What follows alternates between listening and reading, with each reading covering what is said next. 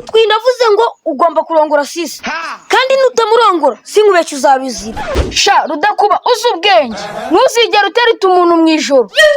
Nguki uzi ubwenge ntuzigera utereta umuntu mu ijoro mutaziranye. Twageze iwabo aho cyari cyaturangiye Rudakuba nshaka kwiruka ndibaza ngo iyi ni ingagi ni inkima ni inkura ni ifuku ahubwo se mugani mabi nuwa. Sha ni mushiki wa Kavumbi.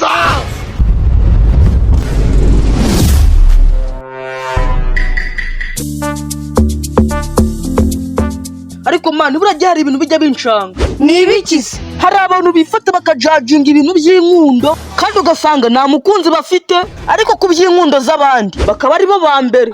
Nyine mubiki hato ngo nimuberanye mbese mwaba muri kuganira akaguca intege ku buryo niba ari umukobwa mwakundanaga akamujya mu matwi ahita kwanga cyangwa se yaba ari umusore nawe agahita kwanga. Ariko nyine kujajinga ntacyo bitwaye. Ariko sabisa nawe imagine reba kipanze nk'ingi ukaba wakumva inkuru mbi ngikundana na nyama. Chipanze ni Kavu nariri ariko nyine imagine waba utarinjwajwaho wa muziranenge ni wamujya mu matwi akanga iyo nuru. Ahubwo nawe uri n'ikigori. None nyine nawe imagine mu busanzwe ufite screen nk'iyi yanjye none utekereje kuzana umufasha uzanye undi ufite isura nk'iyi yanjye hanyuma mada uwo mukara uri gukweguzana muri famiye ufite gahunda yo kwishingira pariki ugomba gushaka akayabo kagwanya umukara mu muryango. Umva ye ariko umva abantu muranikina none wowe usa gutyo urumva washaka umuntu w'inzobe akakwemera. Ahubwo sinjye namwemera ariko rero ahantu hari boro ntabwo baba bazi ko hari boro uko famiye y'abantu birabura bayifuza abantu batukura. Ubu ushobora gusanga nka murumuna wa Knowless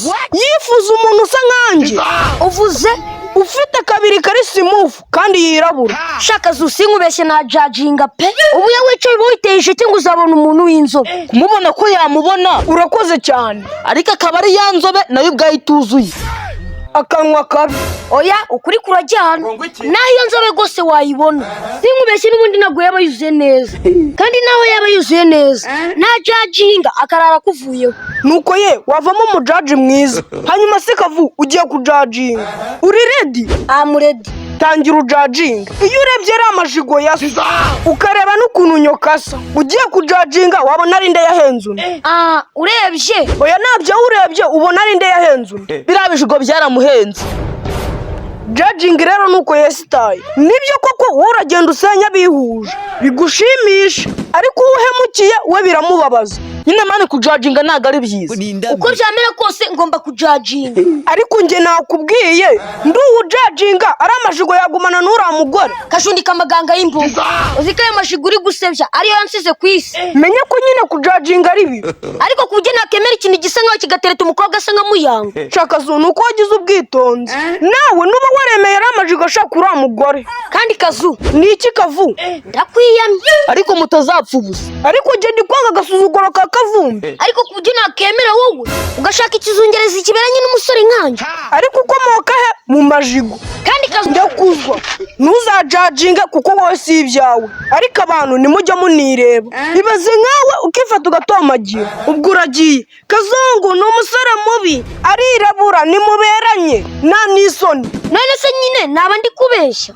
ariko hehe wabonye siraje iseka amakara kwirabura urabifite ikirenzeho no munsi y'amatwi harimo amajigo ariko ibyo ntibikunyuruka byirengagiza ukajya kuvugana n'isoni. Hajajinze wajajinze naho umunyamajigo nashyira agatebe hasi ariko Kazu unyumvire mwumva iki nasusa arisa nagomvisha ukuntu avuze.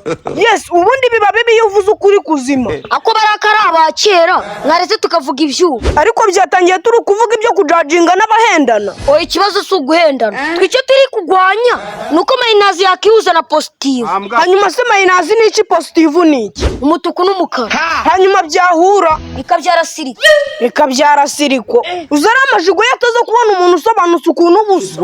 Umva mba nsanese siraje nimero ya mbere burara hari abantu babona aya masura bagashaka kuyibeshyaho. Iyi ni komande mu mapaki 12 Imana isohora mu mwaka umwe byagutangaza ubonyemo umuntu umwe ufite agasura nk'aka kanje. Ariko n'ubundi nta muryango wiburira nubwo wahereye karunseka sister wawe kubona umugabo bizasaba gukosha kubera iki se nuwe nuko afite ibije.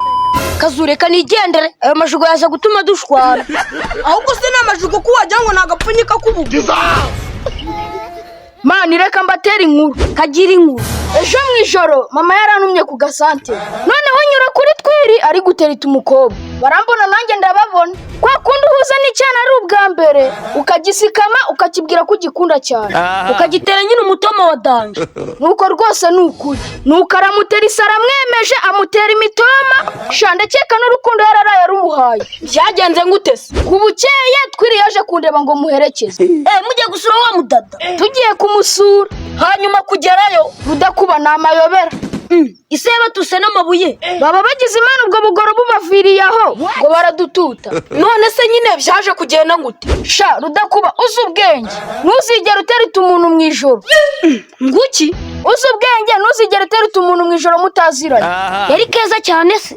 Mubyihorere kagira inkuru. twageze iwabo aho cyari cyaturangiye Rudakuba nshaka kwiruka ndibaza ngo iyi ni ingagi ni inkima ni inkura ni ifuku.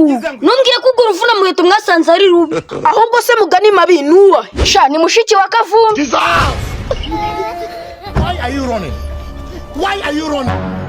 Yari keza cyane se? ndibaza ngo iyi ni ingagi ni inkima ni inkura ni ifuku. Numbwiye ko ugura uvuna muheto mwasanze ari rubi. ese ubwo mukobwa satera Rudakuba sinabona icyo mugereranya nacyo kugira wumve ko binakaze naho yaguha miliyoni 100 ntiwakemera gukundana nawe dore ko iyi generation tunakunda nyaje ariko niyo yagira nyashi nk'izo Rodo Queen ntawamureba n'irihumye. Uriya muri gusebya ejo bundi muzumva yashakanye n'umudesipora. utagira ni bamwe baba muri Canada ni bamwe bahinga umuceri muri Congo.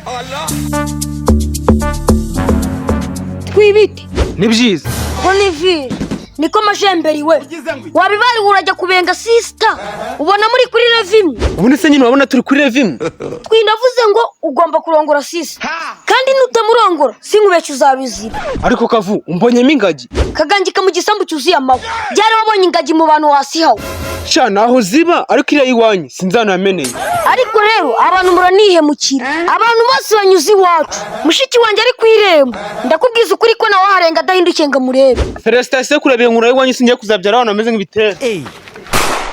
Nyamuneka niba uri umu content creator cyangwa uteganya kuba we ukaba ujya uhora wibaza uko abandi bakora ibintu byiza mu buryo bw'umwuga ariko wowe bikaba byaranze, ndagira ngo nkubwire yuko buri kintu kimwe cy'ingenzi ibikoresho bikwiye.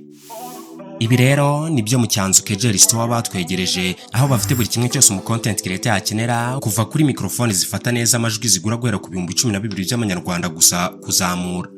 Bakagira izo utumadikano wakoresha muri interview na comedy kimwe n'izo wakoresha ukora documentaire nk'uku kwanjye. Bagufitiye amatara ya kamera y'ubwoko bunyuranye tutibagiwe na stand za telefone, kamera, itara ryayo n'ibindi. Uzakarusho se nuko babanza kukugira inama y'ibikoresho byakugirira umumaro bashingiye ku bwoko bwa content ukora. Twiri comedy rero iyi microphone ni yanyu. Murakoze cyane. Tugiye kubahata komedi ukebwire. Nyamuneka sura website yaba ari icyanzu.com wihahira ibi byose cyangwa se ubahamagare kuri nimero reba kuri ekra yawe babikugezeho aho waba uherereye hose mu gihugu nta kindi kiguzi kiyongereyeho. Bakorera mu mujyi wa Kigali hafi n'inyubako yo kwa Makuza. Gana Icyanzu inzozi zawe muri content ziba impamo.